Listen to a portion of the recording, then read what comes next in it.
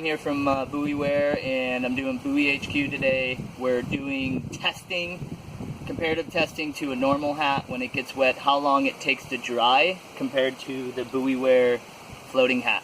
So right here we have the bucket of water. Check it out. We dunk the hats in. We set them out here for drying. These are our normal hats that he's wearing in the water right on top of my surfboard here. And so what we're going to do today, we're going to let them dry in the sun. We're going to start the timer, and we're going to see how long each takes to dry once it's wet. So you can see the materials we use are, I don't want to be braggadocious, but better. They're made for water users, they're essential water gear, and this is why we created the hat. Right. 10 minutes into the drying process, the BUOY hat is dry. A little bit, tiny bit of moistness, maybe 95% dry. This one's still really wet.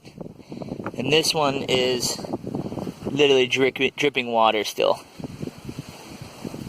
So we're still about 10 to 11 or 12 minutes in, and the BUOY hat is already dry compared to the rest of the normal hats.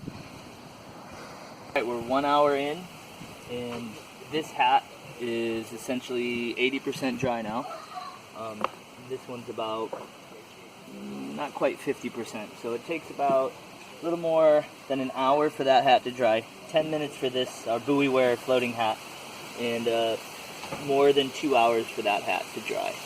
So you can see why it's perfect for water users that want to be out in the water every day, using their gear, and then coming off the water, having something that's dry and capable to go out, go to the restaurants, go to a bar, and enjoy the rest of their day without wet gear.